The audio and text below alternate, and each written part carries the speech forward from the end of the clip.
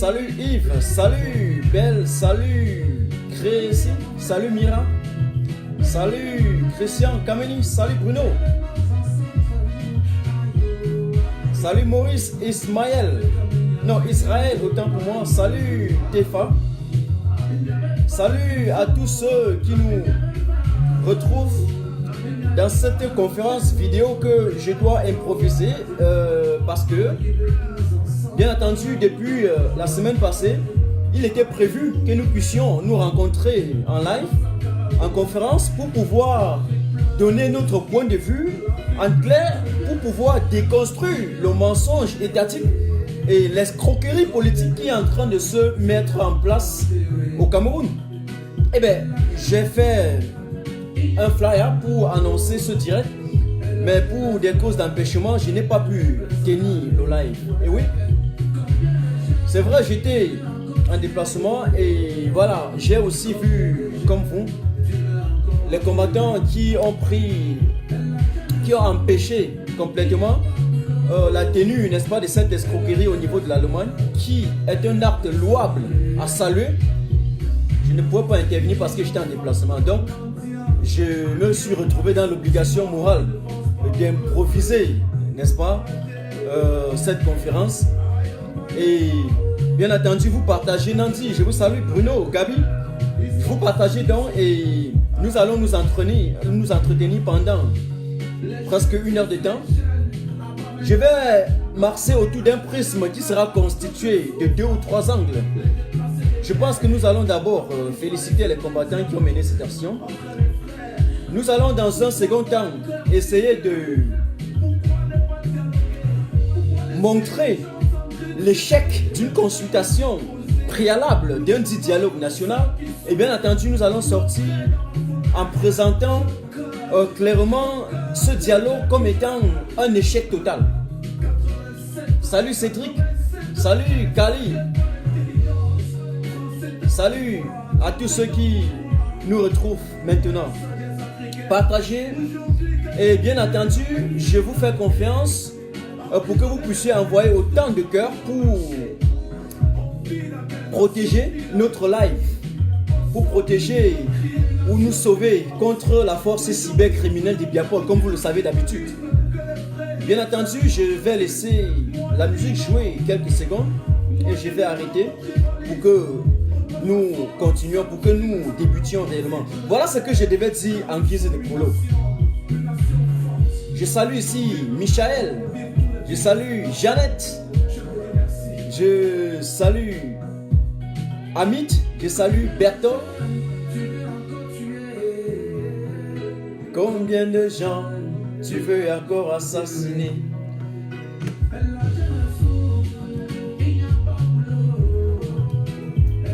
Salut Françoise, salut la Lionne, salut également à Marie. Je salue Blaise Moussa qui nous rejoint également. Et bien entendu, je pense arrêter déjà avec la musique et commencer maintenant. Eh bien écoutez, je voudrais d'abord saluer très brièvement avec un cœur plein de joie, un cœur plein de gaieté, d'enchantement et d'enthousiasme, n'est-ce pas, les combattants du côté de Berlin qui ont su empêcher complètement la tenue, n'est-ce pas, de cette escroquerie politique. Donc ils ont même pu pousser l'ostentation, ils ont pu pousser le dédain, le courage, le culot d'aller afficher les effigies. Non, on ne doit pas appeler ça comme ça, d'aller afficher une page, je ne sais pas, c'était une feuille blanche où ils ont écrit MRC sur le mur au niveau de l'ambassade pour pouvoir filmer et faire passer à l'opinion nationale et internationale bien après que le MRC du professeur Maurice Kamto aurait participé, n'est-ce pas, à cette réunion familiale du RDPC. Chose fausse, n'est-ce pas? Et nous tous, nous le savions. Au fur et à mesure que nous allons continuer, vous allez bien entendu partager le live et envoyer autant de cœurs pour protéger. Salut Blaise et bienvenue déjà sur Martin Tajo officiel. Donc c'est un acte à saluer. J'ai vu certains, puisque j'écoutais aussi en coup de route comme vous sur le portable, que matin ou non, je vis à 600 km de Berlin. Et donc, lorsque j'ai une activité à mener, s'il y a une activité conjointe à y mener, si on n'est pas informé au préalable, à moins 4 heures, tu ne peux rien. C'est ce que vous devez savoir. Voilà, c'est une chose. Donc, on devait plutôt louer le courage de ceux qui l'ont fait parce qu'on sait que tout le monde est important dans le combat. C'était très bien de préciser. Je salue Diff et Olivier, c'est Chana, je pense bien. Oui, pour la perspective, pour en tout cas la force, le courage qu'ils ont eu. Nous savons comment ces actions ne sont pas faciles, surtout lorsqu'on a eu l'occasion d'aller affronter le président de la République imaginaire ou bien le président sortant, Biapol, en question. Voilà, on sait ce que ça donne, on sait ce que ça vaut comme énergie et comme détermination, comme courage. Ça, c'est une chose que je voudrais dire. Maintenant, je voudrais continuer sur la consultation d'un soi-disant dialogue national. Ce que nous allons appeler le dialogue, ce que nous avons appelé autrement la sardinari, la grande sardinadie nationale, la réunion familiale du RDP, c'est une tripartite bis. Donc, lorsqu'on dit qu'il y a une consultation, il y a un dialogue national, mais pourquoi Martin Tajo et beaucoup d'autres Camerounais disent qu'ils ont échoué au préalable? Parce que il n'y a d'abord aucune nomenclature. Le régime de Yaoundé, le régime illégitime de M. Bia, n'a mis sur pied aucune nomenclature bien définie. Il n'a défini aucune nomenclature.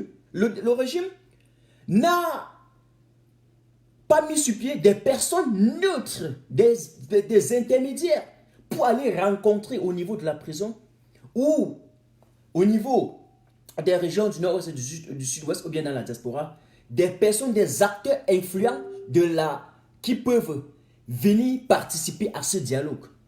On ne peut pas vouloir dialoguer et imposer soi-même les conditions d'un dialogue. À partir de là, ce n'est plus un dialogue, c'est un monologue, c'est même un soliloque. On ne peut pas vouloir dialoguer et en même temps dire les conditions, dire ce qu'il faut pour ce dialogue. Non, il faut une consultation préalable. Et la consultation préalable consistait à aller auprès des acteurs influents, auprès de ceux-là qui sont impliqués au cœur de la crise anglophone. Mais comment est-ce qu'on peut mettre le leader même des groupes séparatistes en prison, Ayuk Tabé, et puis aller dire qu'on est en train de vouloir dialoguer avec les anglophones? La question qui mérite d'être posée à partir de cet instant est celle de savoir, on dialogue avec qui? On parle avec qui? Monsieur Bia avait dialogué avec qui au Cameroun? Salut John. Il a fait sciemment d'esquiver dans son discours méprisant, dans son discours arrogant, dans son fameux discours, dans sa répétition légendaire, la répétition historique, comme il en a l'habitude, d'esquiver sciemment la crise post-électorale. On ne peut pas parler d'un dialogue national dit inclusif en esquivant sciemment, en faisant exprès de fuir la crise post-électorale. Il y a question encore de savoir, même si le professeur Maurice Kamto vous a fait comprendre qu'il était même prêt, que si on allait compter les voix et qu'il avait échoué, il devait s'incliner. Vous n'avez pas pu prouver aux yeux du monde entier que vous avez gagné.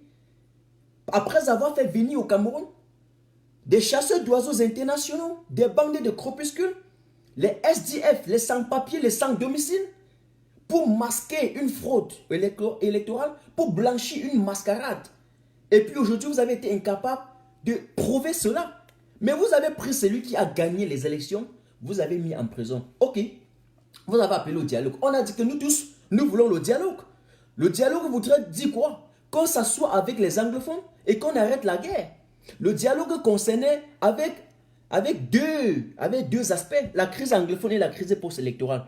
Comment donc dans un pays comme le Cameroun, un monsieur peut venir nous faire comprendre qu'il veut dialoguer avec un peuple dont il a lancé la guerre contre ce même peuple, mais en maintenant les leaders, ceux qui sont mieux placés pour diriger ce pays, pour dialoguer, en tout cas pour porter la voix de ces sans-voix, de cette population meurtrie en prison. Comment est-ce que ce monsieur veut dialoguer avec le peuple camerounais, sachant que tout le peuple est maintenant derrière le professeur Maurice Kamto, qui par ailleurs a été élu majoritairement, légitimement, et qui est maintenant en prison? Comment vous voulez dialoguer avec quelqu'un alors qu'il est encore en prison? Comment vous allez pouvoir convaincre le peuple camerounais? Eh bien, monsieur Bia, j'ai l'impression que ce sont des gens, ils n'aiment pas apprendre des erreurs du passé. L'histoire ne les enseigne pas. Monsieur Paul Biya, nous vous avons prouvé pendant longtemps que vous n'avez jamais précisé aux yeux du monde que vous voulez diriger le Cameroun pour le développer. Vous n'avez jamais précisé quelque part que vous voulez l'avenir du Cameroun. Vous n'avez jamais précisé que vous voulez développer le Cameroun. Zéro. Vous avez démontré à suffisance que vous êtes là pour vos intérêts personnels au détriment de la majorité écrasante du peuple camerounais. Vous avez prouvé. Vous avez prouvé que vous pouvez prendre un Cameroun de la prospérité et ramener dans la misère. Le peuple camerounais le sait. Nous ne sommes même plus à ce niveau aujourd'hui. Mais, il faut revenir en 91. Vous avez fait exactement la même chose.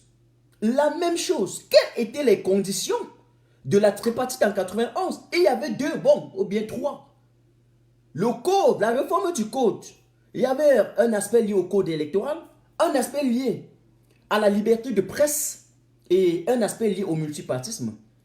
Mais vous avez pris toutes ces résolutions, vous avez mis dans le tiroir et vous avez fermé. Mais ça, c'est une parenthèse, je vais y revenir. Continuons d'abord avec cette consultation préalable. Quelle était l'urgence de tenir automatiquement, ipso facto, un dialogue maintenant, un dialogue dans 2 semaines? Là, nous sommes déjà le 21, donc dans 1 semaine. Pourquoi faire cette sortie précoce? Puisque vous êtes toujours des prostituées intellectuelles, vous éjaculez intellectuellement précoce, vous sortez pour dire automatiquement à la fin du mois, il y aura un dialogue.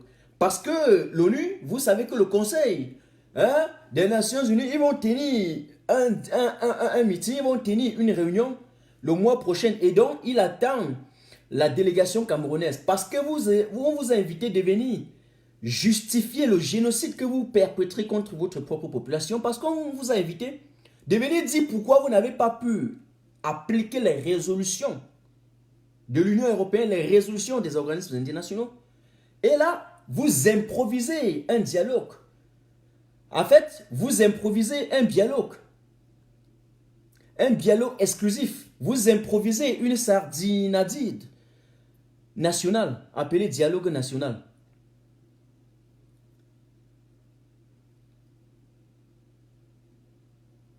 La tenue d'un dialogue nécessite que pendant une consultation préalable, qu'on y va vers les acteurs. Qui est venu dans la diaspora? Monsieur Messanga Nyamdi.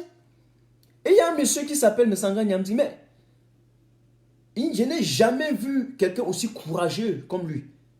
Vous ne pouvez pas venir dans la diaspora, vous pavaner en Allemagne.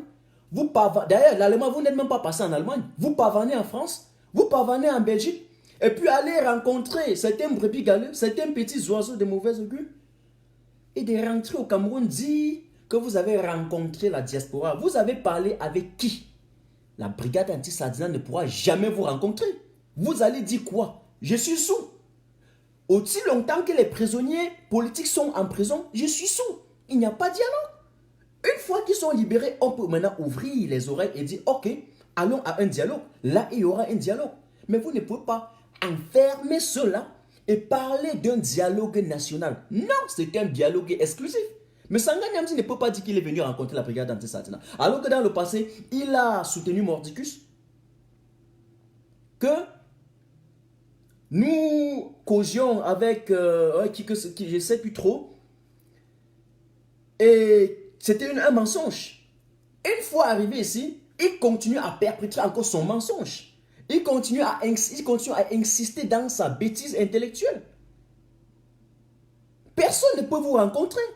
Parce que vous n'êtes pas mieux placé pour parler avec. Mais Sanga Nyamdi n'est pas venu. Il n'est pas devenu le porte-parole du gouvernement illégitime de Yaoundé. D'ailleurs, s'il en était le porte-parole, on ne devait pas le rencontrer. Il y a des conditions que nous avons posées. Et tout le monde le sait. Ce n'est pas aujourd'hui que ça commence. La libération inconditionnelle du président Maurice Kamto et de tous les prisonniers politiques. Le professeur Maurice Kamto ne mendie pas la paix, il ne mendie pas, comment il veut dire, sa libération. Il ne demande pas une grâce. Zéro. Sa libération est inconditionnelle. Et est obligatoire. C'est la condition sine qua non pour que nous puissions penser qu'on peut avoir un dialogue. Est-ce qu'on me comprend là? Mais sinon, dès qu'ils vont terminer, eh bien, la résistance recommence à zéro. Directement à zéro. Voilà comment ils sont en train de mentir. Regardez comment ils sont en train de mentir. On a pondu des listes. On a mis sur ça les gens qui n'existent pas. Qui auraient accepté de participer à un dialogue au niveau de l'international, dans la diaspora camerounaise. Nous avons vu également... Oui, un instant, je suis en live, je te rappelle après. J'ai mis ici, il y a de cela une quinzaine de minutes, bon, peut-être 30 minutes, la vidéo d'une dame qui s'est vue carrément dans une liste comme quelqu'un qui aurait accepté de participer à un dialogue. C'était à Rome. J'en ai encore des listes. Il y a certaines au niveau de l'Afrique du Sud qui sont sur des listes fictives, sur des listes fantoches, pondues par des dirigeants fantômes. C'est-à-dire que anonymes, comme d'habitude, tout chez eux, ce n'est que du faux. Mais qui auront participé à un dialogue en Afrique du Sud, mais le gars ne connaît rien. Il ne sait pas qui a écrit cette liste. Il ne sait pas quand est-ce qu'on a pondu cette liste. Il ne sait pas, il ne sait rien. Il n'est ni de près ni de loin concerné par cette liste. Mais la liste circule. La liste circule. On vient pondre au niveau de l'ambassade du Cameroun à Berlin. Une liste où il y a certains, soi-disant du MRC, qui viennent dialoguer au nom du MRC. Mais j'ai l'impression que si vous n'avez pas peur, vous n'avez pas honte, ayez au moins la crainte de Dieu. Ayez la crainte de Dieu, mes chers faucons du régime, mes chers pouvoiristes, mes chers apparatchiks de l'État, mes chers sujets, ces gérontes. Ayez au moins la crainte de Dieu si vous n'avez pas peur des hommes. Si vous n'avez pas la honte, ayez la crainte du Seigneur.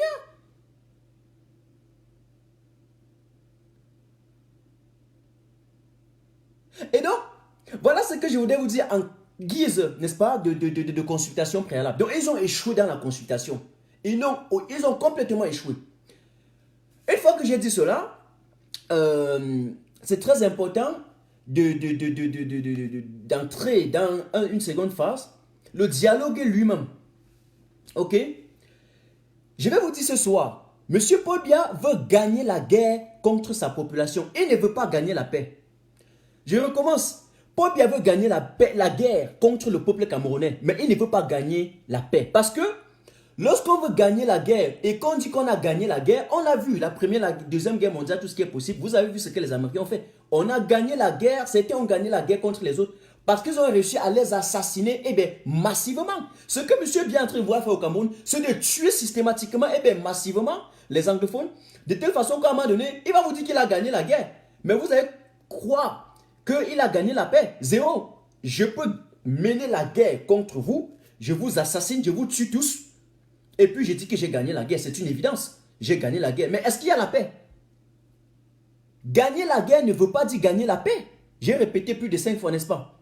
Donc, M. Biya peut envoyer des convois militaires continuer à liquider, à lyncher le peuple anglophone, à tuer les anglophones. Il peut continuer à déclarer officiellement la guerre contre sa propre population et multiplier les canons, multiplier les chars de guerre, ramasser, acheter tous les Kalachnikovs du monde entier pour écraser 20% du peuple camerounais. Mais il n'y aura pas de paix. Une fois qu'il aura tué, les autres vont se lever. Il y a déjà les enfants guéris qui sont en train de naître de part et d'autre. Lorsqu'on parle des déplacés anglophones, on vous dit qu'il y a plus de 500 000 déplacés internes. Mais qu'est-ce que... Ayez l'esprit philosophique. Ceux qui se déplacent et qui ont vu liquider leur maman, qui ont vu tuer les parents, qui ont vu tuer leurs frères et sœurs. Mais vous pensez qu'il faut arriver à Yaoundé, à Douala, cet enfant-là, il y a la psychologie en place. Il a besoin d'un suivi parce que plus tard, l'enfance est le père de l'humanité. Lorsqu'il va encore revivre les images, lorsqu'il va parcourir son répertoire, il va se rendre compte qu'il a perdu toute sa famille. Eh bien, je pense que il ne pourra pas rester sans réagir. Donc, M. Biya et tout son régime et tout son système, ils sont en train de cultiver directement ou indirectement les foyers de tension. Et lorsque ils vont amener le peuple au bord de l'explosion. Le jour que ces foyers de tension vont exploser, le Cameroun sera complètement jeté à la débandade. Monsieur, il faut que Monsieur Biya sache qu'il n'a jamais été là pour la cohésion nationale. Monsieur Biya, vous n'avez jamais précisé que vous voulez la cohésion au Cameroun. Vous essayez d'intimider et puis de ruser les Camerounais. Vous essayez de massacrer, d'ostraciser, de séquestrer les Camerounais en vous cachant derrière le pseudo-slogan du régionalisme ou encore, je ne sais pas où de quoi communauté. Monsieur Biya, je pense qu'il est temps que vous quittez les choses avant que les choses ne vous quittent. Et ce n'est pas parce qu'on doit aller dans chaque région et recruter de façon aussi sordide avec des pratiques aussi non conventionnelles, comment je vais dire cela, en tout cas, de façon aussi ignominieuse, c'est-à-dire honteuse, des cancres de chaque région pour qui seraient prêts à liquider et lyncher toute la population, qu'on va parler d'une politique d'équilibre régional. Monsieur Biya, le peuple camerounais ne peut pas tomber dans cela. Rappelez-vous, Frantz Fanon nous disait que chaque génération devrait dans une relative opacité découvrir sa mission. L'a trahi ou l'accompli. Mais le peuple camerounais a découvert une mission en 2019. Ce n'est pas la mission de 90. Non, vous avez réussi à assassiner et tuer comme ça en 90. Ça passait. Mais aujourd'hui, en 2019, ça ne se fera pas. Parce que nous allons vous battre, monsieur Biya, sur le plan politique, sur le plan médiatique et encore sur le plan communicationnel. Vous le voyez? Une fois que monsieur Biya va réussir encore à escroquer le peuple camerounais parce que ce dialogue exclusif est une escroquerie nationale. C'est la plus grande filouterie politique jamais vue sur la scène politique nationale et internationale. C'est parce que M. Biya sait qu'on attend aux États-Unis qu'il a rapidement activé, il a pondu, il a chié ces déchets intellectuels, cette poubelle mentale. Parce que lorsqu'on aperçoit son discours, on comprend que ce sont des éjaculateurs mentaux précoces qui ont éjaculé ce discours sur des bouts de papier pour qu'ils puissent rapidement faire cette sortie sordide avec ce discours notoire. Et puis, dans l'optique de manipuler l'opinion nationale et internationale afin de pouvoir se présenter aux États-Unis le mois prochain. Ou bien, je pense même que c'est à la fin du mois, non, c'est le mois prochain. Eh bien, je pense que la brigade anti-Sardina des États-Unis et puis les autres brigadiers du monde entier qui convergent vers les États-Unis vont vous accueillir. On va vous réserver un accueil chaleureux, comme d'habitude. Vous en savez plus. On s'est vu à l'hôtel intercontinental le 26 juin. J'en parle très moins. Mais vous savez ce que je sais, monsieur Paul Biya. Ils vont vous accueillir, ils vont vous donner un café très chaud. Très chaud.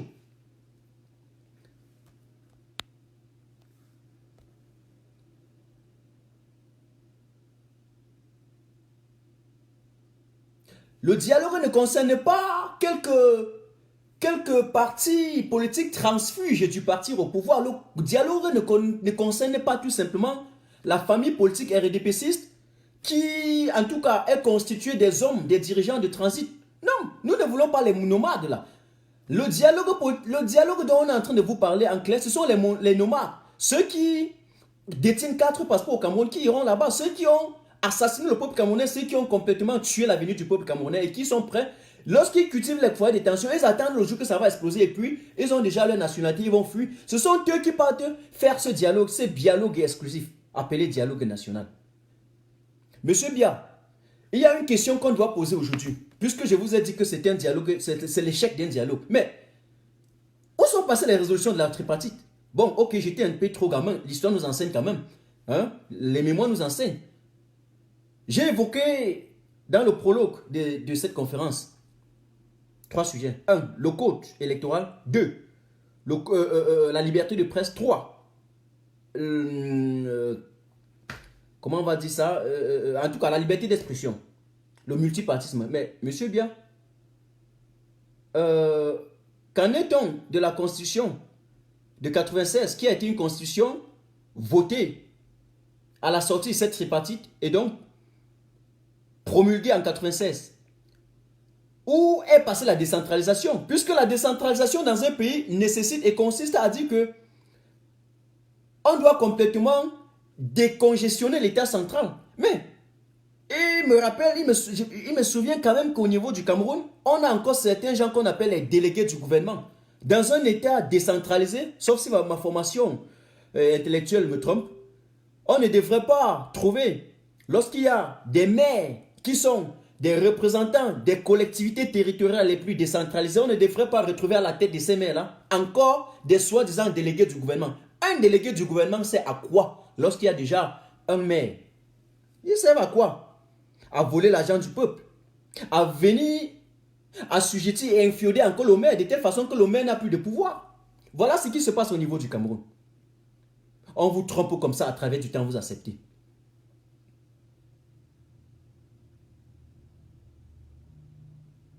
Quelqu'un nous avait fait comprendre que dans un système de prépotence et de l'hyper-présidentialisme, un président pouvait se lever un beau matin, il nomme un faux ministre. Mais à moi aujourd'hui de dire aussi que dans un régime ultra centralisé, dans un système hyper concentré, mais le président illégitime, un dictateur peut se nommer, peut se lever quand même le grand matin, il met n'importe qui en prison et puis il forme n'importe quel parti transfuge et il vous dit que c'était un parti politique parce qu'il sait que ce sont des partis annexes. Voilà ce qui se passe au Cameroun. Ce fou-là qu'on a nommé, ce parti transfuge du parti qu'on a nommé, et ils ont couru très tôt le grand matin pour aller pondre les bouts de papier, dit que ce sont des propositions. Mais quel genre de propositions?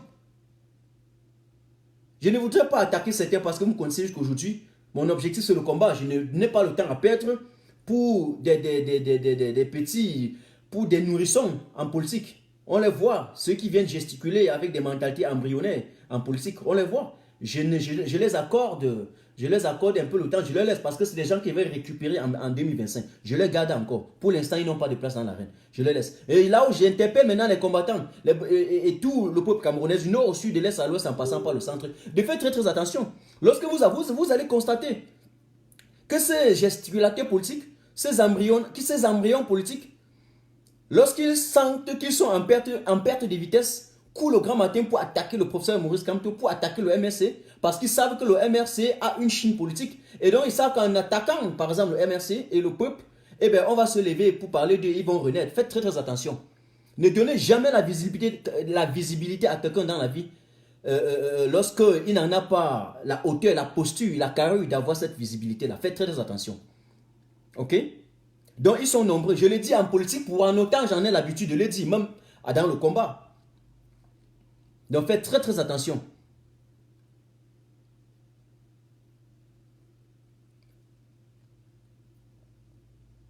Monsieur Biya ne peut pas enfariner le peuple camerounais à travers le temps. Monsieur Biya et tout son clan, tout sa clique cynique aux intentions conspirationnistes autour de lui. Monsieur Biya et sa petite on va appeler ça quoi? Sa petite élite oligarchique des compradors qui se nourrissent, s'engraissent les poches, achètent des bâtiments de luxe à Rome, logent les femmes par-ci par-là, les ambassadeurs. Vous l'avez vu, j'ai posté sur ma page. Et se gonflent le torse sur le dos de la majorité écrasante du peuple camerounais. Monsieur Biya et ce clan-là, de ceux-là est lancé aux pratiques magico-anales de Yaoundé, qui lancent la population dans la détresse et s'en vont se confesser la conscience et tranquille dans des grands bureaux climatisés de Yaoundé. Mais, monsieur, sachez que vous avez le peuple camerounais désormais derrière votre dos. Et puis, vous allez aller organiser des pseudo-meetings, le peuple aurait tourné le dos à Maurice Kamto. Oui, mais que Bafoussa Moukwa, tournez le dos, il va grimper sur votre dos. Nous allons grimper, arriver sur votre tête, vous écraser. Monsieur Biya, croyez-nous et soyez-en sûrs, nous resterons viscéralement, radicalement et puis catégoriquement opposés à votre régime illégitime jusqu'à la fin de votre temps. Parce que vous êtes très mal placé pour donner les leçons de morale aux Camerounais. Aujourd'hui, lorsque je rencontre un gars du RDP, c'est ces idolâtres. On va appeler ça quoi, hein? Ces idolâtres des politicons du RDPC, eh bien, j'ai envie de vomir, j'ai un sentiment d'amertume, j'ai un sentiment je suis ahuri, je suis désarçé, je suis complètement touché lorsque je les rencontre. Si on vous demande votre combat c'est quoi, vous allez dire que votre combat c'est quoi? Quel est votre combat? Vous combattez quoi? Vous, à l'ambassade, vous êtes du RDPC, vous combattez quoi?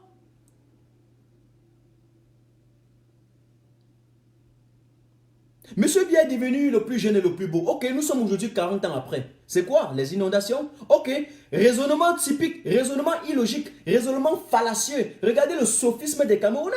de ces RDP6, de ces faucons. Ils disent quoi? Non, et il y a aussi ça ailleurs. Ok, ailleurs, ils sont tellement si bloqués qu'ils ne comprennent pas qu'on peut avoir des phénomènes. Mais il y a des phénomènes météorologiques ailleurs qui entraînent des catastrophes naturelles. Mais ce n'est pas parce que pour une faute de drainage, vous vous retrouvez en train de nager dans des eaux, vous dites qu'il y a ça ailleurs. Raisonnement typique d'un RDP6, raisonnement typique d'un gars qui a un logiciel encore ancien. Ils sont là. Toto trouve toujours les moyens de justifier son idiotie. Eh oui.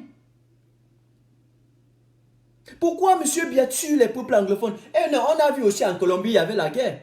Pourquoi l'économie du Cameroun est à terre? Eh bien, même la Côte d'Ivoire avait... Regardez comment les gens qui veulent diriger le Cameroun essayent de vouloir peser l'avenir et leur succès en regardant l'échec des autres. Mais on ne perce pas son avenir en regardant ceux qui ont échoué. Non. Lorsque vous voulez réussir dans la vie, vous identifiez dans la société ceux qui ont réussi. Lorsque vous voulez être intelligent, vous regardez dans la société ceux qui sont intellectuels et vous vous identifiez à eux. Mais ne faites pas comme ces roublards du RDPC qui justifient chaque fois l'addition et la somme de leur échec, l'échafaudage de leur inexpérience, le clivage de leur médiocrité, en trouvant un autre Toto qui aurait échoué quelque part dans un angle du monde. Ça, c'est un raisonnement typiquement RDPciste.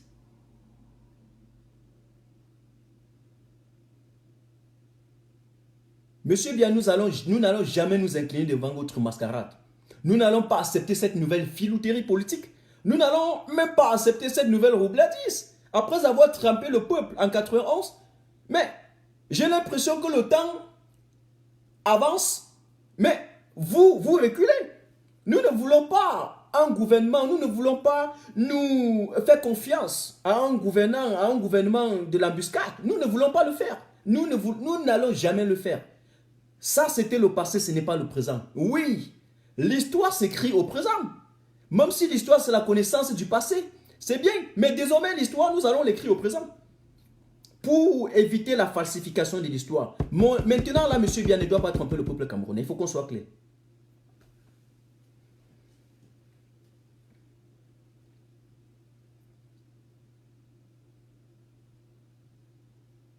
Comment quelqu'un qui a volé pendant 37 ans, du coup, il va devenir sain, sympa, humble, droit, ok, véridique, honnête, comme ça là, pas un laps de temps, pas un laps de temps. Il a opéré quel cataclysme, quel miracle. C'est normal.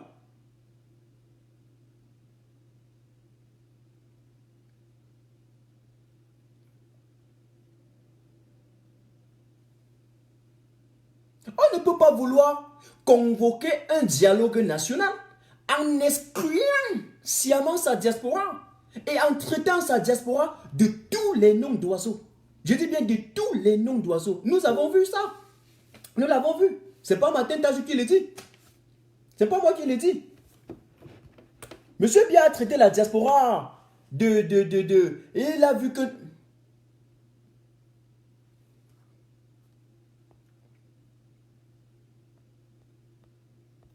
Monsieur Biya traite sa diaspora de sans-papier. Même dans son dernier discours, on a vu comment Monsieur Biya a insulté la diaspora. Je ne voudrais pas revenir sur ces thèmes parce que je n'ai pas besoin de ça. Mais en guise de résumé, vous le savez tous. Il nous a traités de tous les noms d'oiseaux. En même temps, il appelait à un dialogue national.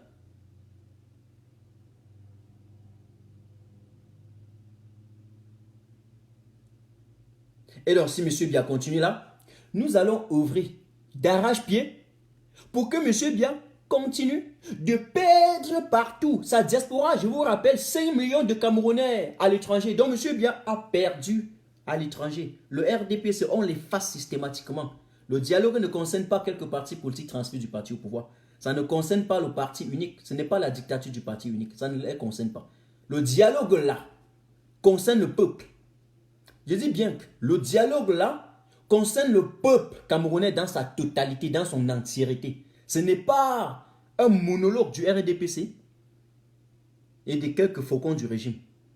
j'ai vu Monsieur John Fonzi, je peux prononcer son nom, courir le grand matin pour aller faire des propositions. Mais vous oubliez que John Fonzi était encore à la table de la tripartite en 91. Mais les résolutions de la tripartite ont été fermées, ont complètement fermenté dans le tiroir, dans l'oubli. Monsieur Biya connaît très bien ça. Hein? Mais aujourd'hui, plus de, on va 91, de plus de 20 ans hein, après, Monsieur Biya, on parle de quoi? Plus de 30 ans. Monsieur Biya reprend la même chose. C'est-à-dire qu'il y a de cela 30 ans, on a tenu un dialogue. 30 ans après, au moment où le monde a complètement évolué à une vitesse ultra rapide, c'est là où Biya-Paul revient avec le même dialogue. Et les mêmes gens qui étaient assis sur la même table reviennent encore avec les mêmes propositions, en train de dire la même chose. Mais, chers Camerounais, vous vous moquez de nous. Lorsque nous parlons, vous vous moquez de nous. Vous vous moquez de Martin Tajo, qui se donne intellectuellement, physiquement, mentalement, moralement, pour essayer d'édifier le peuple camerounais. Vous vous moquez de nous. Ok, rira bien, rira le dernier. Rions. Rions. Ah, monsieur Tajo n'a rien fait. Oui, Martin Tajo, bon. Ok. Ok. Rions tous. Le pays est beau, non? Le pays est beau. Hein? Le pays est beau. Le pays est beau.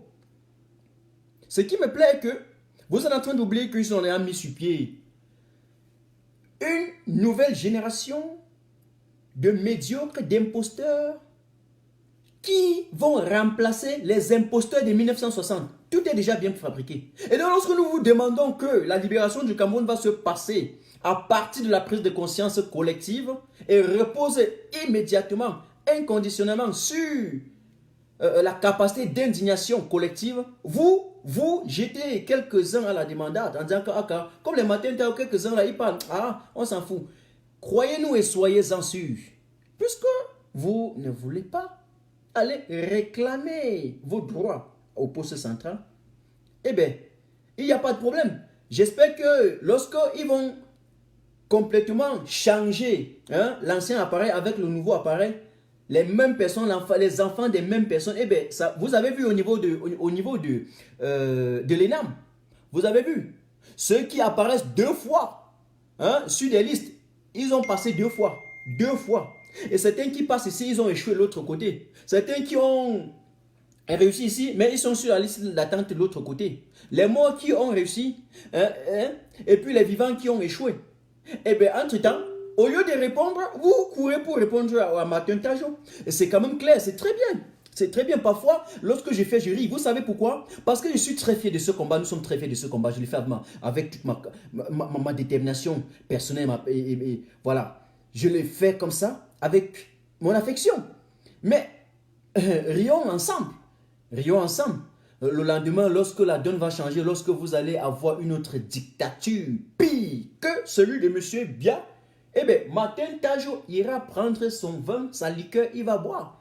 Parce que soyez-en sûrs, Martin Tajo ne restera pas toujours dans 2 chambres, un salon, ou toujours derrière une petite tablette. Oui, c'est clair. Donc, il y a un moment où vous allez refuser, restez tranquille, la dictature militaire s'installe, on vous écrase. Eh bien, moi, je vais prendre mon vin blanc comme, il s'appelle qui? Le fou, Jean de Dieu Momo, et boire. Oui, ce qui est là est que chacun doit faire son travail. Chacun doit poser sa pierre. Le peuple camerounais a l'obligation historique de se lever et réclamer sa liberté. La diaspora fait sa part. La diaspora a fait sa part, continue de le faire. Personne ne doit empêcher que la diaspora fasse sa part. Personne ne doit empêcher à Martin Tajo de faire sa part. Mais ceux qui n'ont pas fait leur part, ce sont eux. Vous aurez la morale complètement troublée. C'est vous qui avez des problèmes. On est libre. Et donc voilà une autre roubladise, une autre filouterie, un autre mensonge qu'on vient mettre sur la table, on appelle dialogue exclusif. J'ai envie de poser encore une fois de plus la question. Monsieur Biya est en train de dialoguer avec qui? Répondez. Répondez, nous sommes à présent encore 400. Répondez. Répondez. Monsieur Paul Biya dialogue avec qui au Cameroun? Atangan du dialogue avec qui? D'autant plus qu'Atangan est allé à Bamenda. et au niveau de Bamenda. Et il y a eu des affrontements armés entre les forces armées ambazoniennes et le BI pendant toute la journée, de 5h à 14h. Mais à Tangandji, j'étais là à l'hôtel. Moi, pourquoi ils ont fui? Il fallait tenir le dialogue, non? Ils n'ont pas tenu le dialogue, pourquoi? Hein?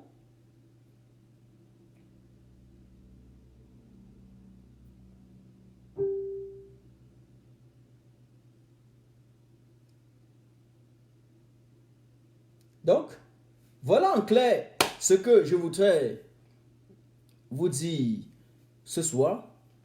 Lorsque M. Bia va aller dialoguer avec sa famille du RDPC, en esquivant la crise post-électorale, c'est-à-dire en maintenant sciemment le président élu du peuple camerounais, son excellence le professeur Maurice Kamto en prison et toute sa coalition. Lorsque je dis cela, je parle à Penda et Koka. Je pense à Maître Ndoki, les balles réelles qu'elle a reçues sur son pied. Je pense à Célestin Djamé.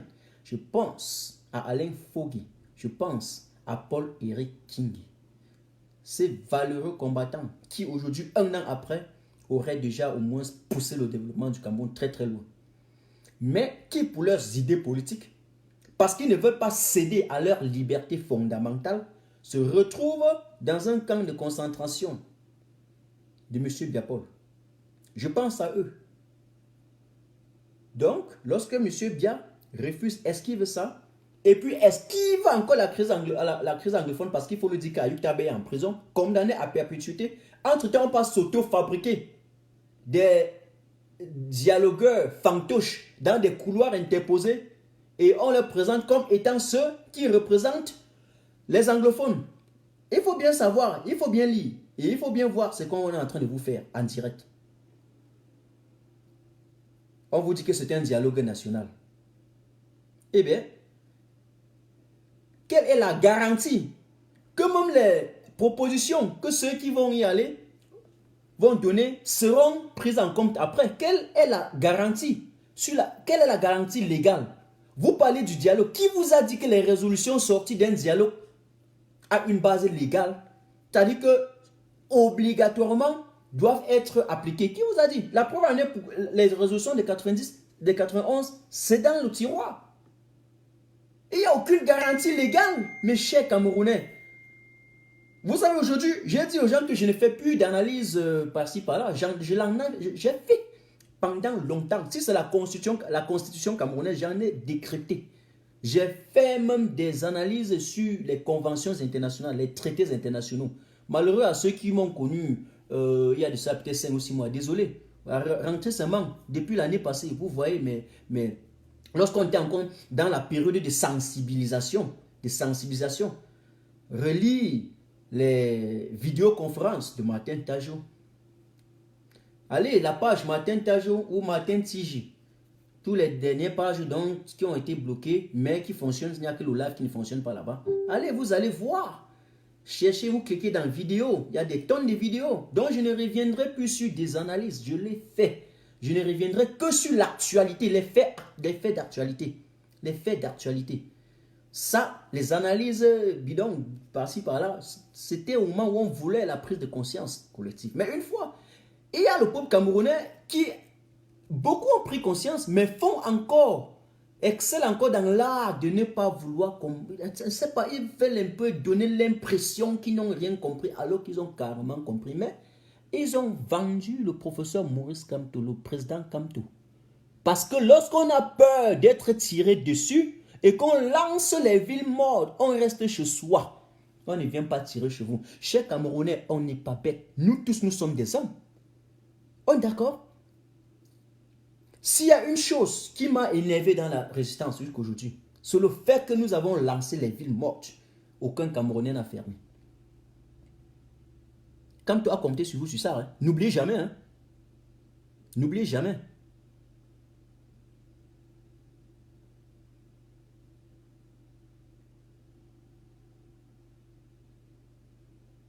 Ok. Donc, monsieur Bia, pour terminer, retenez que un dialogue dit national consiste ou nécessite automatiquement un diagnostic préalable, une consultation. Et une consultation préalable consiste à dire qu'on doit envoyer des médiateurs neutres, rencontrer les acteurs influents. C'est ça. On ne peut pas vouloir dialoguer alors qu'on a déjà pris parti. Diongout est du RDPC, Atanganji du RDPC, tous du RDPC, les partis transférés du RDPC, les militants du RDPC, tous ceux qui RDPC, tout RDPC. Les mêmes gens qui étaient en 91 se retrouvent là. Ils partent s'asseoir. C'est pour faire quoi? Entre-temps, on vous dit comment parler de la crise anglophone et de la crise post-électorale. Les deux sont en prison. Ce n'est pas la sorcellerie en plein 21e siècle, c'est quoi? C'est quoi?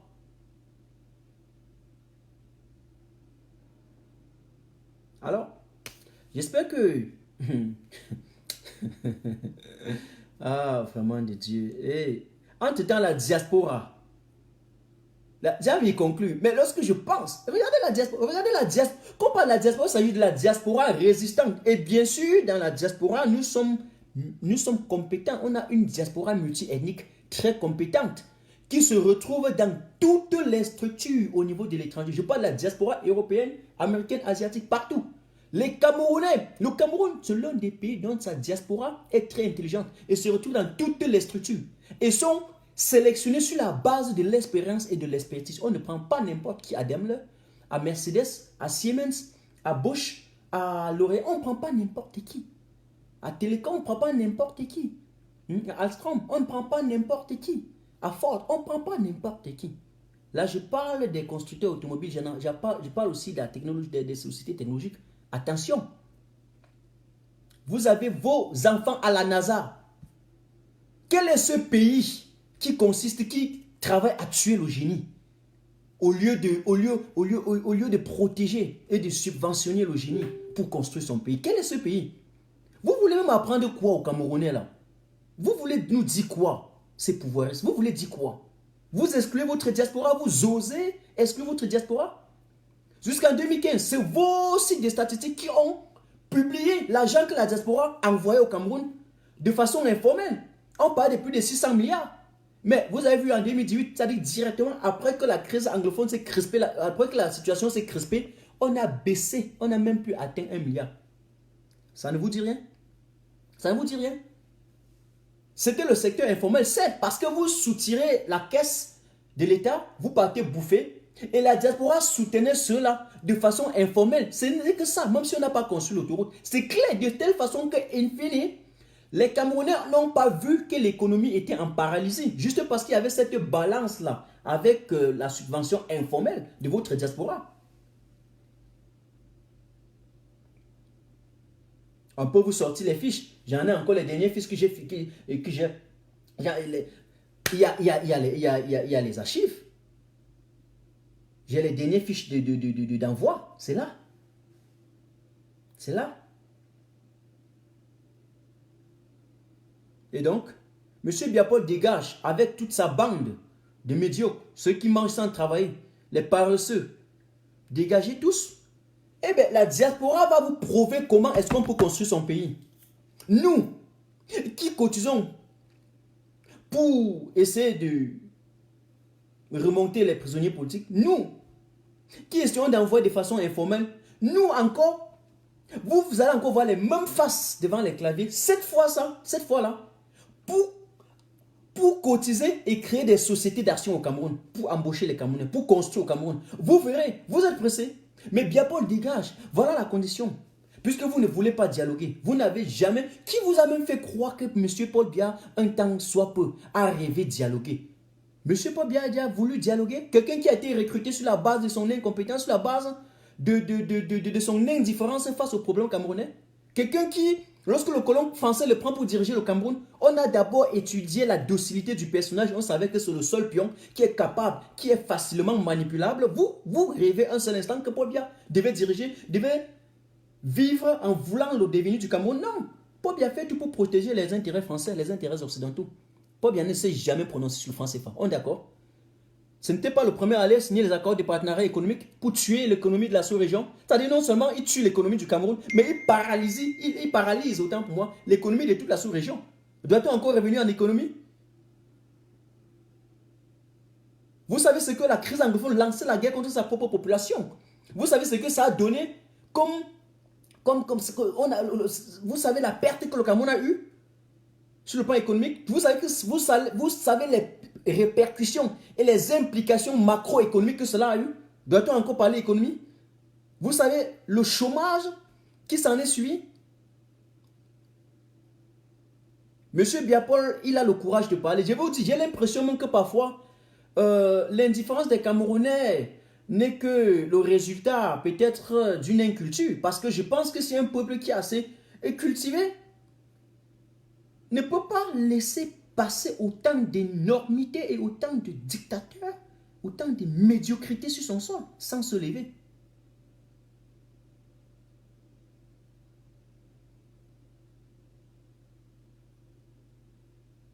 Lorsque vous appelez au Cameroun le matin, on vous dit que tel est mort. Vous appelez à midi, on dit que tel est à l'hôpital. Le soir, on dit qu'on a opéré tel. Le matin, on est au deuil. Après, on est en train de faire les funérailles. Voilà ce qui se passe. Monsieur Biya vous prévoit que des funérailles. Quand vous mourrez, pour lui, c'est un mort bio. Il s'en fout. Monsieur Biya s'en fout. C'est un mort bio. Qu'est-ce qu'il vous réserve, monsieur Biya? Il vous réserve quoi? Vous fréquentez, vous avez le bac. Vous êtes pousseur. Vous avez la licence, vous êtes ben skinner. Vous avez la maîtrise, vous êtes moto-taximène. Donc, plus vous fréquentez, plus vous chômez. Voilà ce qui vous réserve. Et il s'en fout. Monsieur Biya est capable de laisser 4 promotions chaque année. Et puis il est capable de vous partager même ses masters, vous partagez même les doctorats. Regardez les plateaux de télévision au Cameroun depuis 1982 jusqu'à aujourd'hui. Nous sommes aujourd'hui 37 ans après. On a des docteurs, on a des professeurs, des docteurs agrégés, des professeurs, docteurs, ceci et cela. Voilà, on a que l'addition de cela sur les plateaux de télévision. Dites-moi, monsieur, mesdames, vous qui me suivez, vous les faucons du régime, dites-moi, dites à Martin Tajo, ce que ces docteurs et ces professeurs-là, quelle est la formule magique qu'ils ont fabriquée pour pouvoir transformer la terre rouge de Yaoundé? Quelle est même seulement l'idée qu'ils ont donnée pour permettre aux gens de drainer, de tracer, de drainer et d'empêcher les inondations qui devaient se passer à Avenue Kennedy? Qui? Ils ont réfléchi sur ça et ils disent que ce sont des phénomènes naturels. Vous voulez nous apprendre la météo? Non, parce qu'aux États-Unis aussi, il y a eu l'ouragan.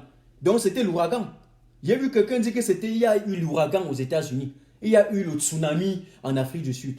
Donc c'était le tsunami là-bas à Avenue Kennedy. C'était l'ouragan.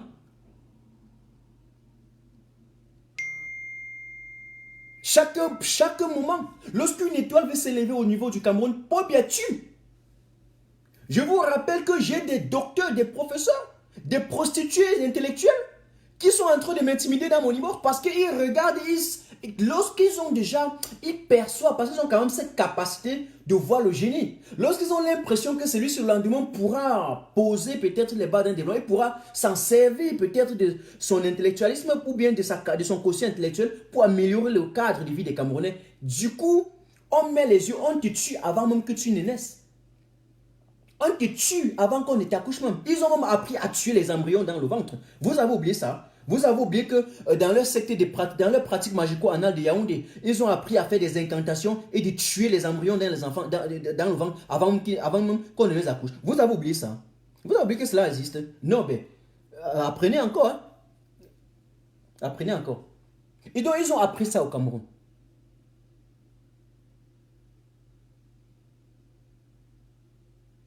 Monsieur Biya vient nous parler en 2019 d'un dialogue. C'est toujours lorsqu'on a déjà débordé une étape qu'il revient encore. Il avance d'un pied, il recule de 3 pieds. Il avance d'un pas, il recule de 4 pas. Le Cameroun est 4 fois rien aujourd'hui en 2019 à cause des petits idiots, des cancres comme ça qu'on a mis au pouvoir. On dit même qu'il a le master. J'ai vu les Messangani me dit, justifié partout que Paul Biya aurait eu un master. Paul Biya n'a jamais fait le master dans sa vie. C'est un petit licencié. Eux tous, ils disent qu'ils sont passés par l'université de la Sorbonne. Ok. Ils fabriquent des gros mots, ils expliquent les mots, glissade, glissement, ils expliquent les gros mots. Et puis ça donne quoi? Quel est le résultat? Je suis un Allemand là, où je suis. On dit, ici c'est le pragmatisme. Le pragmatisme. Le résultat, c'est quoi? Où est le résultat? Un pays où les gens mesurent les capacités de performance avec le nombre de diplômes qu'ils ont. Mais il faut faire attention. Un pays où pour parler, on te demande si tu es docteur. Martin Tajo même parle ou, je ne sais pas, m'a dit comme ou, on dit qu'elle a quel niveau? Euh, vous avez quelqu'un sur un plateau qui vient édifier le peuple camerounais. On dit, lui, il a quel niveau? Un pays qui veut se développer ne cherche pas les diplômes. Il forme professionnellement ses enfants. Il les encadre. Il identifie le génie et l'encadre. Les Allemands finissent leur bac. Certains, le BEPC. Attention. Ils font 3 ans de formation. Il y va sur le terrain. Après 4 ans, il a tout ce qu'il a besoin dans sa vie. Et lorsque je parle de ça, je n'ai pas besoin d'une démonstration de force ou d'une contradiction. J'ai les preuves pragmatiques. Je vis dans un pays qui ne vit que sur ça, qui ne bâtit son développement qu'à partir de là. Monsieur Bien ne pourra même jamais permettre qu'un Allemand prenne le pouvoir là-bas au pays, prenne un poste là-bas au pays. Je le connais, ils ne pourront même pas accepter. Ils savent que quelqu'un, un gars qui a suivi, je dis bien un gars qui a suivi sa formation ici, bien sûr, un gars qui n'était pas du RDPC, parce que même si le RDPC a tellement son phénomène machiavélique, son phénomène maléfique est tellement fort que tout cela, même s'il arrive dans n'importe quel pays où on enseigne les valeurs, la discipline, la morale, n'importe comment, non, ils ne peuvent pas s'en sortir. Le logiciel est tellement formaté au niveau du Cameroun que c'est un peu ça. Je dis quelqu'un de la justice, un citoyen libre qui a suivi sa formation ici et qui a des bonnes valeurs et qui arrive au Cameroun, qui va appliquer ce que les Allemands faisaient, je vous dis, il y aura cette rigueur, il y aura cette moralisation, cette discipline. Carte sur table. Carte sur table. Prends. Ne me voyez pas, ne regardez pas Martin Tajou, je rentre là. Qu'il faut aller au port, à l'aéroport, où puisque ma compétence de base, c'est la science. Mais, mesdames et messieurs, c'est ça ou pas? On a besoin de ça au Cameroun. On ne peut pas continuer à laisser des gens qui vous brandissent des tonnes de diplômes alors que le quotient même de leur réflexion intellectuelle est égal à 0. C'est-à-dire que lorsqu'ils ont fini à pondre les affabulations sur les plateaux de télévision, c'est de la démagogie. Ça donne exactement nul. Et rien. C'est-à-dire que quand tu prends le discours de 1982 à 2019, tu additionnes, tu fais la somme. Tu vois qu'ils ont dit les mêmes choses tous les jours sur tous les plateaux de télévision et qu'en somme, le Cameroun est resté stagnant. On est d'accord?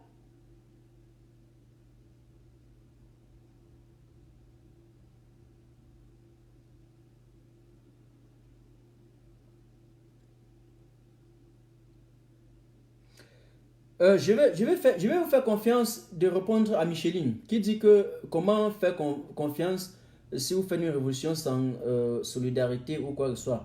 Vous savez que je vais te répondre, je vais te faire. C'est parce que beaucoup font le one man show.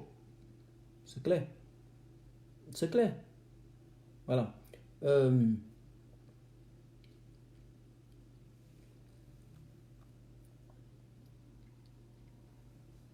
ok, bon. En tout cas, je m'arrête à ce niveau. Je ne vais pas trop vous tenir.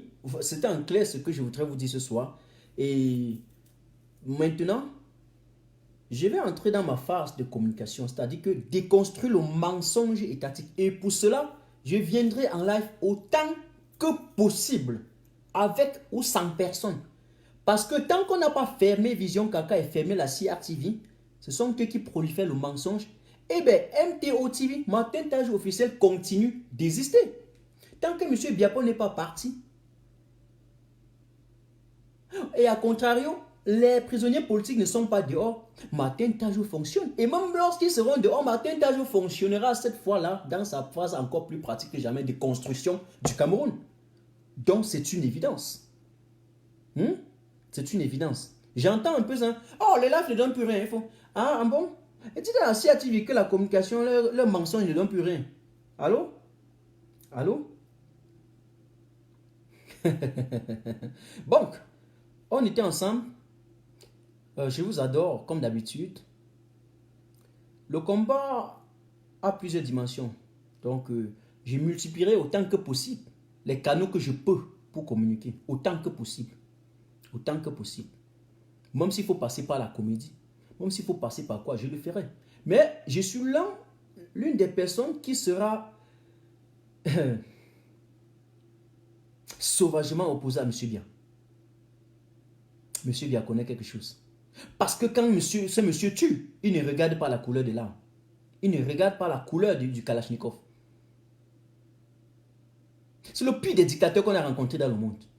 Je peux vous assurer que, je peux déjà un peu vous dire, lorsque M. Biya va mourir, lorsqu'il va quitter, lorsqu'on va évaluer l'argent que M. Biya a déjà gardé dans les paradis fiscaux en Suisse, je peux déjà évaluer, ça va être le double de ce que Mobutu avait gardé. Vous savez que Mobutu, lorsqu'il part, il y avait plus de 25 000 milliards.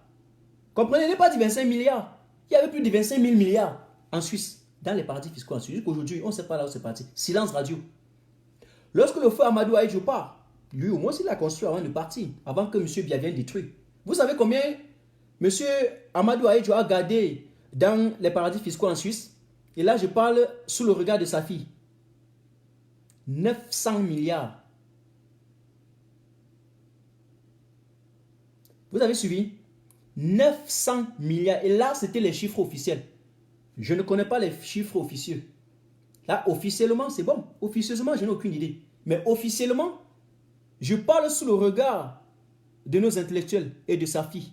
Monsieur Amadou Ahidjo avait gardé 900 milliards. Eh bien, la Suisse a fait quoi de cet argent? Monsieur Biya, Mobutu avait gardé 25 000 milliards. Mais Monsieur Biya aujourd'hui, combien d'années après Mobutu? Imaginez, le Cameroun situé au cœur de l'Afrique centrale, porte d'entrée et de sortie, avec tous les droits de transit que le Cameroun perçoit depuis la nuit des temps, depuis Belle Lurette jusqu'à aujourd'hui, même ce qu'il perçoit seulement sur le pipeline, tout. Hein, vous savez que les marchandises de la sous-région transitaient par le Cameroun, par le port autonome de Douala. Vous savez cela. Le Cameroun a emmagasiné autant d'argent. Le Cameroun n'avait même pas besoin d'aller prêter l'argent quelque part pour vivre. Le Cameroun n'avait pas besoin. Même M. Biya lui-même, il avait répété. Il avait dit ça en 82, non? Je vais répéter ça plusieurs fois pour que ça reste dans la mémoire. La répétition, c'est la mère, c'est l'école du savoir. M. Biya a répété, a dit carrément qu'il ne pourrait jamais aller demander de l'argent à l'étranger. Parce qu'il a pris un pays où il y avait, je pense qu'il lorsqu'il prenait, je ne sais pas s'il y avait 2000 milliards de plus dans la caisse de l'État, je ne sais plus trop à l'époque. Je ne sais plus. Mais il y avait plus de 2000 milliards, si je pense bien. Eh bien, M. Biya aujourd'hui a réussi à retourner, à enfoncer le Cameroun et d'embrasser une dette qui s'élève. Je pense que la dette publique s'élève à 8000 milliards. Je vais encore regarder les chiffres. Mais bon, en tout cas, en 2018, ça s'élevait à 7000 quelque chose de milliards. Ok? Voilà ce que M. Biya a fait au Cameroun. En clair, cet argent, c'est l'argent qui se retrouve dans les paradis fiscaux. C'est-à-dire que si tous les ministres qui ont détourné partent retirer cet argent, on peut aller carrément remettre auprès des bailleurs de fonds internationaux. Et puis le reste, on peut construire même 10 autoroutes, construire 100 hôpitaux équipés. Parce que l'essentiel n'est pas de construire, c'est d'équiper. Et au lieu qu'il n'y ait pas en Suisse se soigner comme les brigadiers de la Suisse l'ont traqué la fois passée, il aurait dû se soigner au Cameroun si cet argent, ils auraient rapatrié pour construire les mêmes hôpitaux et équipés de la même façon au niveau du Cameroun. Mais chers Camerounais, vous pensez que nous sommes bêtes? Vous pensez que nous ne savons pas ce que nous disons? Vous pensez qu'on s'est levé un bon matin comme ça, on a dit que oui, on est activiste, on est résistant? On ne se lève pas pour se battre pour une cause qui n'existe pas. La cause noble existe. Monsieur Biya tue, il pille, il torpille le Cameroun. Eh bien, partout où je rencontrerai Monsieur Biya et toute sa clique, nous aurons affaire.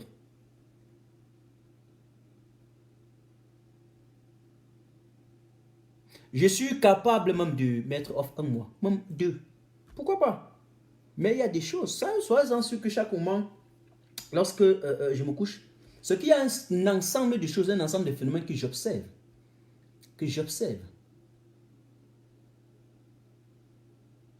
Au niveau de ce gouvernement. Et soyez-en sûr, Paul Biya est déjà mort dans son film. Hein. C'est un serpent dont la tête a été écrasée. Je l'ai répété plusieurs fois. Et dont la queue est en train de bouger.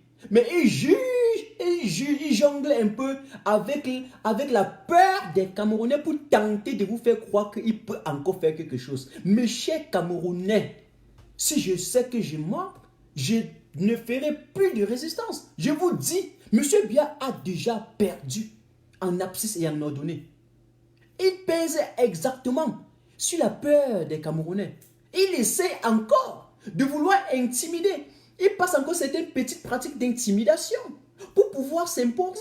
Et puisqu'il voit que les Camerounais s'inclinent, il doit donc continuer à vous inféoder, à vous assujettir. Eh bien, monsieur Biapol va faire ça avec certains Camerounais, mais pas avec tout le monde. Je refuse de céder à mes libertés fondamentales. S'il y a l'une des principes que j'ai toujours tenu jusqu'à aujourd'hui, c'est que moi, je suis libre de penser. Je réfléchis par moi-même. Et donc, je ne peux pas laisser qu'on entrave ma liberté. La liberté de penser, c'est quelque chose de très important.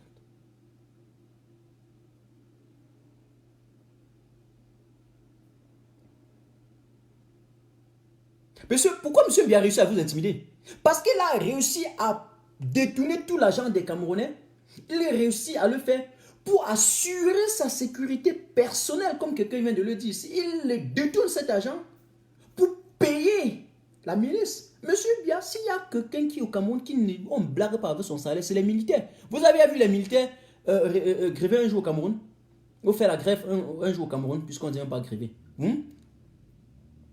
Vous avez déjà vu la grève des militaires comme ça? Facilement comme ça? Monsieur Biya ne peut pas tenter. Hein. Leur argent tombe. Même quand un militaire te dit qu'on n'a pas payé, sois sûr que c'est parce qu'on n'a pas versé ses primes d'émission. Hein. Monsieur Biya ne peut pas blaguer avec.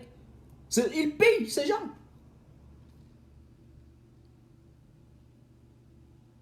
Parce qu'il sait que la seule personne, il n'y a que le corps militaire et la sécurité qui peut le lâcher. Monsieur Biya sait ça. Donc il investit énormément. Et les envoie se former en Israël. Même dans la sécurité présidentielle, vous avez vu la présence des forces israéliennes. Même lors du défilé du 20 mai, ouvrez juste les yeux. Ils se forment, ils sont parfois en India, mais quand vous regardez, ils sont là. Ils sont là. Ils sont là. C'est ce que M. Biya fait. Et il pèse un peu sur ça pour pouvoir vous intimider. Chers Camerounais, vous sortez, M. Biya, si vous sortez seulement 5 000 à Yaoundé, M. Biya va chier. Il va pisser dans le caleçon. Dans les autres pays, lorsque vous vous rappelez, il y a l'autre qui est mort là. Je ne dirais même pas paix à son âme, parce que je ne sais même pas pourquoi la mort rôde toujours à tout autour et ne passe jamais sur la vraie voie. C'est quand même terrible parfois. Hein. C'est un peu comme ceux qui partent à l'église chaque dimanche. Ils prient matin, midi, soir, Dieu passe sauver tout le monde entier, sauf le Cameroun. Eh bien, vous avez vu Ben Ali. Ah, il est mort, je pense que c'était lui Ben Ali, hein, si je me trompe, vous me dites là. Parce que c'est que la révolution, le printemps arabe avait ravagé tous les Ben Ali, Hosni Moubarak et tous les autres. Eh bien Ben Ali, lui-même, il avait tout un conteneur de tous les contingents de militaires. Il avait tout ce qui était possible. Qui ne connaît pas l'armée de Ben Ali, de Hosni Moubarak, qui ne connaît pas. Eh mais le peuple est sorti en masse et en cascade. Ils ont fui. Mais le peuple camerounais, on n'a même pas besoin d'atteindre ce nombre-là. On atteint le quart de ceux qui sont sortis en Algérie, un peu de partout là. Mon ami, Paul Biachi dans le caleçon a étudié.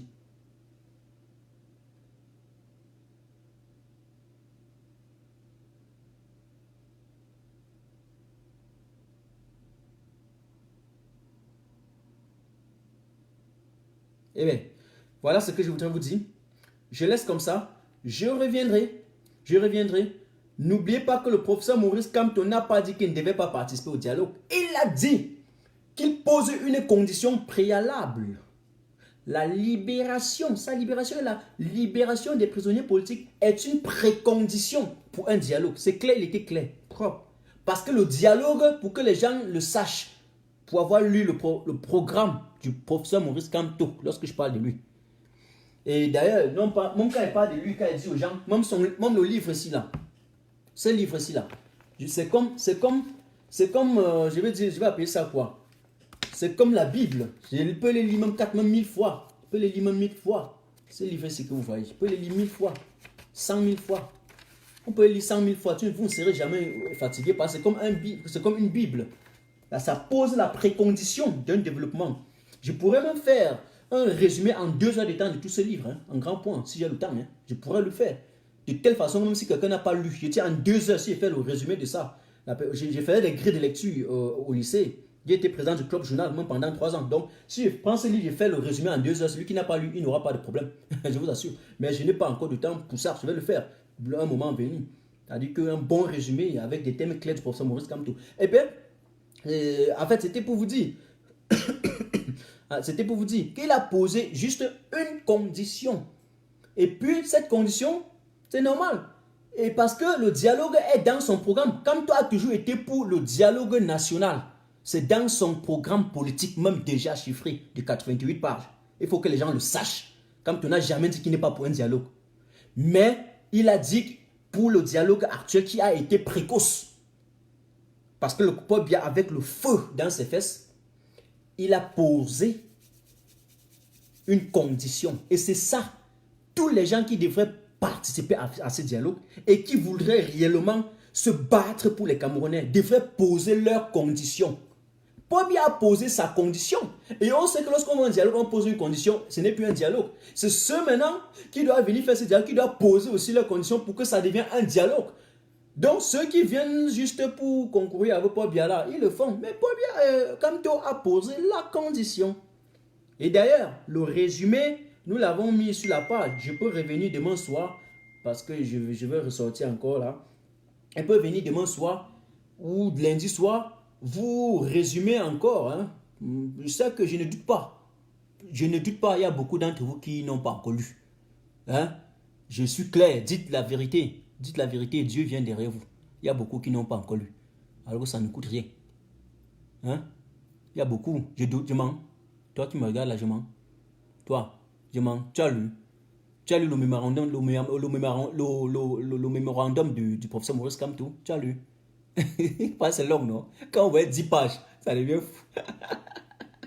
Alors que la lecture n'est rien. Ok. Pour les 332 personnes qui sont ici, je vais vous faire confiance. Je voulais arrêter rapidement, mais parfois il va arrêter, ça ne passe pas. Je vais vous lire 2 pages en quelques 1 minute. Vous allez voir, parce que pour lire un livre, je vais vous dire un truc pour terminer là. Là, j'ai fini sur la consultation préalable du dialogue qui a échoué et le dialogue en tant qu'échec. Donc maintenant, sur cette partie, je peux un peu sauter, je peux un peu sauter en saut de plus rapidement là, pour que les gens ne soient pas étourdis. Je vais vous lire comment on peut lire rapidement. Quand vous prenez un truc, vous avez un crayon, vous lisez, vous notez juste ce qui vous paraît bien. Quand vous finissez la deuxième lecture, vous ne passez plus sur tout le livre. Vous passez exactement sur ce qui vous a paru très bien dans le livre, sur ce que vous avez noté, sur les éléments qui étaient bien pour vous. C'est tout. C'est comme ça. Et donc, et pour lire, ça ne coûte rien. En 4 heures de temps, je peux lire un livre de 150 pages. En 6 heures de temps, je peux lire un livre de 300 pages. Il suffit tout simplement 2 minutes par page. Et c'est fini. C'est fini.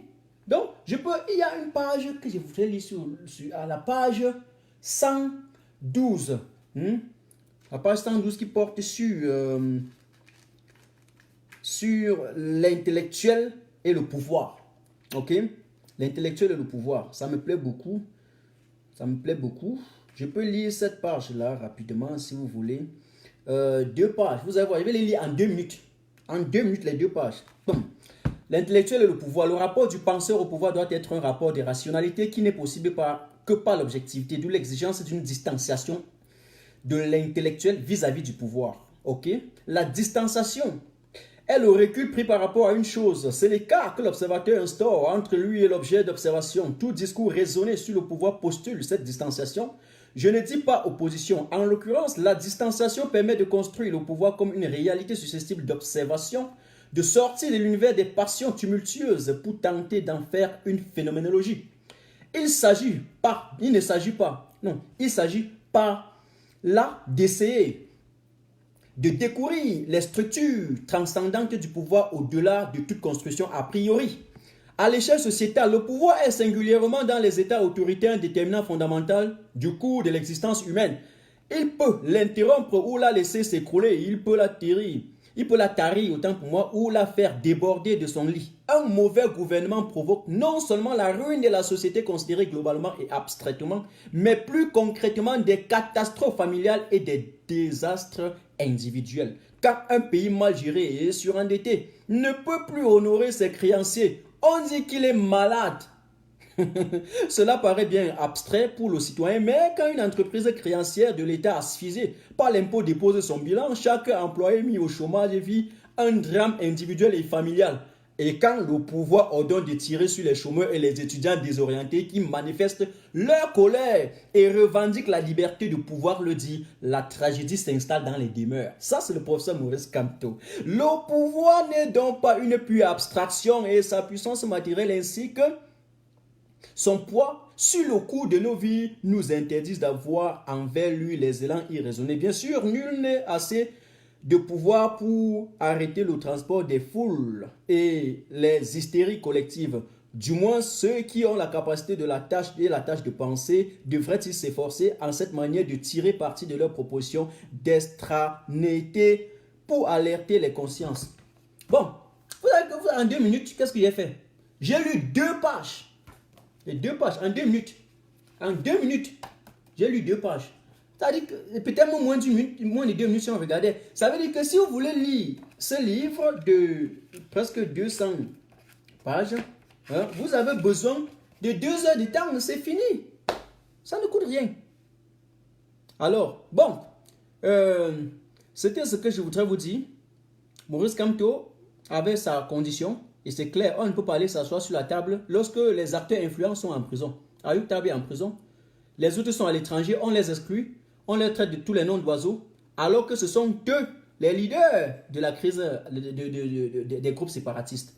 Vous voyez donc que c'est une filouterie nationale, c'est une deuxième roubladis, c'est une conférence nationale ou une tripartite bis en clair, c'est de la sardinadine nationale, c'est du dialogue exclusif qui ne consiste que simplement la réunion familiale du RDPC. Monsieur Biapol, lorsqu'il va réussir, il va finir par tromper tous les Camerounais. On va recommencer à zéro. On était ensemble. Pour ceux qui ne veulent pas lire ça là, hein, si vous voulez, je vais vous lire ça en live. Je peux vous lire ça en live en 2 heures de temps. Hein?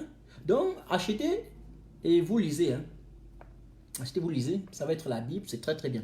Croyez-moi, soyez-en sûr. Tout comme le travail éloigne de l'homme 3 grands mots, le vice, la nuit, le besoin, la lecture éloigne de l'homme, bon, on va dire 3 grands mots aussi. L'aliénation mentale, le dérapage intellectuel et l'ignorance. Ce matin, je qui le dit. Bon, on fait comme ça. Ciao, ciao. Vous passez un bon week-end. Je vous adore. Hein? Je vous adore. On est ensemble.